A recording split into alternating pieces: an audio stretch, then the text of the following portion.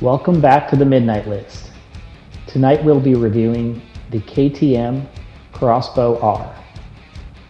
It's a minimalist car out of Austria and is currently the only Austrian car in the game.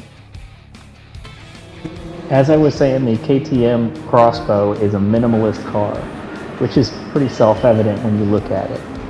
The KTM is a company known primarily for dirt bikes. Like many motorcycle companies before them, such as Honda, Mazda, and even BMW, KTM decided to take a step into the sports car world. The original Crossbow was released in 2008. The R version in this game was produced later with a more powerful inline 4 produced by Audi.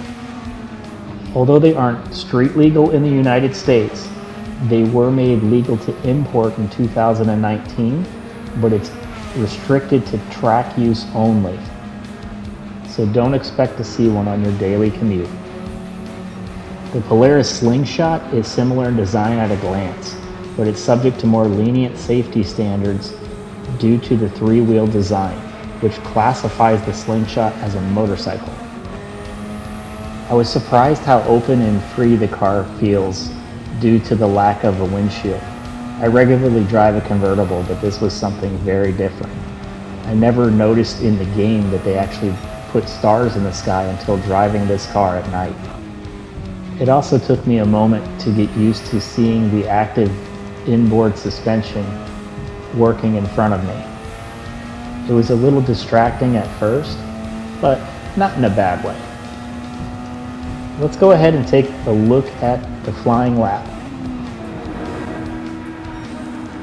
The car tops out around 200 miles an hour, which would be a brutal experience with no windshield. The suspension with the default settings actually performed pretty well.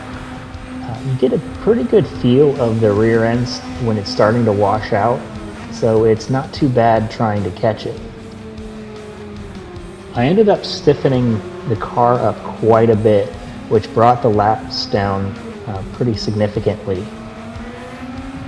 I'll have a photo of the settings that I'm using at the end of the video. The front springs were stiffened more than the rear, which took away a lot of the tendency to oversteer.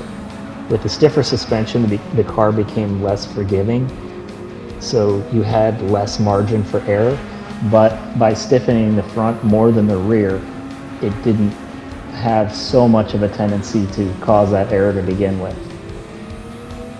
I do believe that the car has aerodynamic characteristics because it's got around 200 listed to the front and 300 to the rear, but there's no aero options in terms of tuning.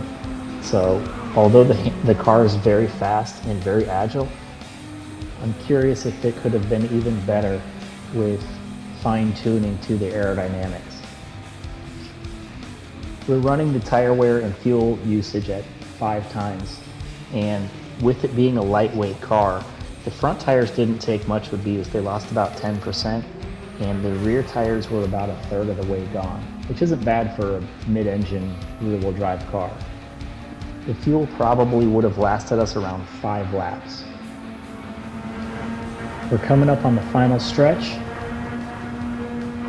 and we got a 1 minute 57 seconds, .940. That puts it in 7th place behind the R32 and just in front of the Cappuccino. Here's our setup if you want to pause.